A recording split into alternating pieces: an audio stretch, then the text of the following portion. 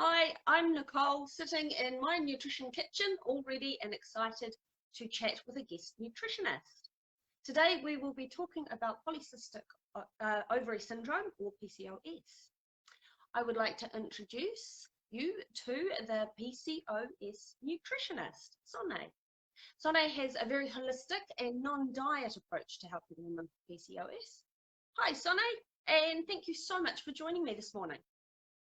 Hi, thank you so much for having me here on your page. I always really enjoy your cooking tutorials, so I'm honored to be here today with you for a chat about PCOS. So thank you so much for having me. That's okay. I really enjoy watching your reels over on Instagram. They're always very entertaining, so I hope people go and check those out later. Right. So yeah, just before we get started, for those watching along, whether live or on the replay, please drop any questions into the comments and we'll either answer them today while we're chatting, or we'll reply with some answers later. Or you can probably find some answers to your questions over on Sanne's Instagram or Facebook pages. So I'll put links to those too. So yeah, I'm excited to talk about PCOS. This is a condition I don't personally know very much about, so I'm really interested to find out more about it and how good nutrition and building a positive relationship with our food and body image can help to manage and reduce any symptoms that come along with it.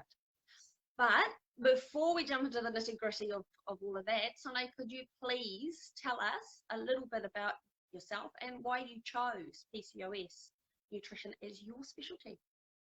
Yeah, sure. Yeah, so like you said, for those who do not know me, I'm a nutritionist. I work for my virtual private practice, but physically I'm based just north of Auckland. And I've always been intrigued by how what we eat affects our health. So that's how I got into nutrition, of course. And maybe just because I'm a woman, I'm naturally more interested in women's health. And within women's health, PCOS is a very, very common condition. And when I started working as nutritionist, I noticed that those women with PCOS, they needed me the most. Like, they were the women that were most overwhelmed, most confused on all sorts of restrictive diets that are very unnecessary, afraid of food. They needed my support the most. So I decided to make a difference there and start focusing on PCOS in my practice, so I can help more women and yeah, be of more service, really. Yeah. That's awesome. That's fantastic. So, well, I suppose we can get into talking about PCOS. First of all, can you please explain to us what it is? Yeah, it's a very complicated condition. It's the most common endocrine hormone condition amongst women, the number one reason of infertility for women. Up to up to 15% of all women suffer from PCOS, so it's very prevalent amongst our society, really. But it goes well beyond infertility, and it affects someone metabolically. Risk on type 2 diabetes is increased, higher risk on cardiovascular disease, extreme fatigue, sleep disturbances, mood disorders, feelings of anxiety, outward presenting symptoms like hirsutism, hair growth, where we typically don't want it to grow, hair loss in places where we do want it to grow, acne, skin ticks, dark skin patch. The list goes on, you name it, and you can have it with PCOS. But it does look different for everyone, so not every woman will experience all those symptoms. Some will only feel like they have irregular periods, but others will have the whole shebang. They're very unlucky. So this sounds all very scary, but the good news is that yes, through diet adjustments and some lifestyle adjustments, you can feel better with PCOS and reduce your symptoms. Absolutely, yes. Oh, great. Well, since we're looking at PCOS from a nutrition perspective, since we're both nutritionists, is what is the best diet to follow if you have PCOS? Yeah, so that's really a difficult question to answer, really, because again, we're all individuals, so that looks different for everyone. Eating habits that would work well for me, for example, wouldn't work for you, maybe. Yeah. So it looks different for everyone. But broadly speaking, what you want to get from your diet is, of course, all the nutrients that our body needs to thrive, build happy hormones, and achieve that hormone balance, because that's what we're after with PCOS. Yeah. And we get that through a very wide variety of vegetables, fruits. So you have your greens, your bell pepper, your tomato. Then we have good quality protein sources, especially fish, but also poultry, meat, eggs, legumes, nuts, and seeds are all very good sources. And healthy fats, extra virgin olive oil, one of my top recommendations really when it comes I to go through healthy gallons oils of that and stuff. fats. Yeah, very good, very good. Avocado is another one, lovely. And then we have your more starchy vegetables, so your pumpkin, potato, sweet potatoes, yams, and your grains. And when it comes to grain foods, mostly try to go for the less refined options. So Yeah. rather than the white rice, choose more often like the less refined brown rice. Yeah.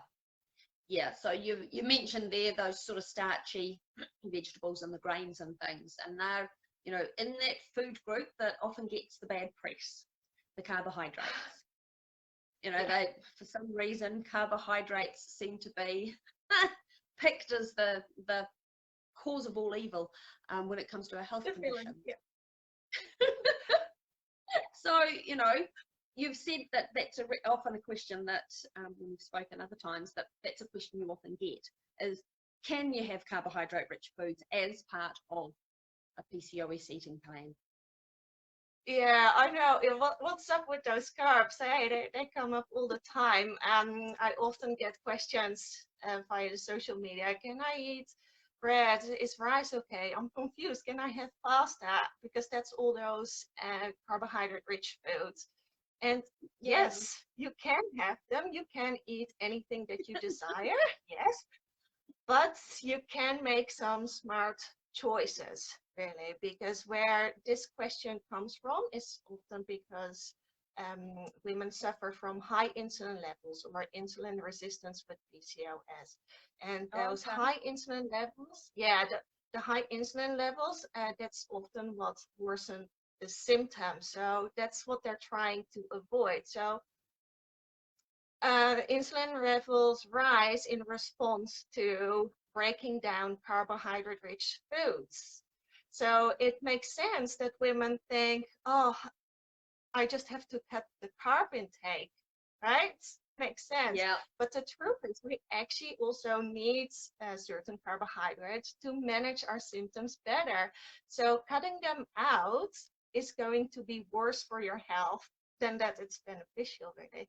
But there is some smart choices that you can make. Like I said, most of the time, and I often say this, most of the time, because it is what you do often, not what you do so now and then that affects your health. Absolutely. So most of the time, try to choose those more complex carbohydrates. So rather than refined grains, choose the whole grains. But what also matters is what you eat it with. So if you combine carbohydrate-rich foods with your fiber, protein, and fat, then you level out that blood sugar response and those insulin levels. Yeah, so you don't have to miss out on your carbs, but you can make some smart choices there that help you to manage those blood sugar levels better, and with that reduce your symptoms. Yeah. So yeah, basically what you're saying is you don't have to eliminate foods, any foods really, but it's the focus on that nutrient dense foods that's really important. But many women with PCOS struggle with their weight, and eating more may feel counterintuitive to them. So do you have any suggestions for those women that are, you know, doing that restriction because they think that that's going to help them? Yeah. So the weight gain, that is such a big pain point for so many women with PCOS. I On my social media, I do not talk a lot about that because I know some of my followers suffer from eating disorders or are in recovery, so I don't want it to be a trigger. But yeah, it is a very frequently asked question.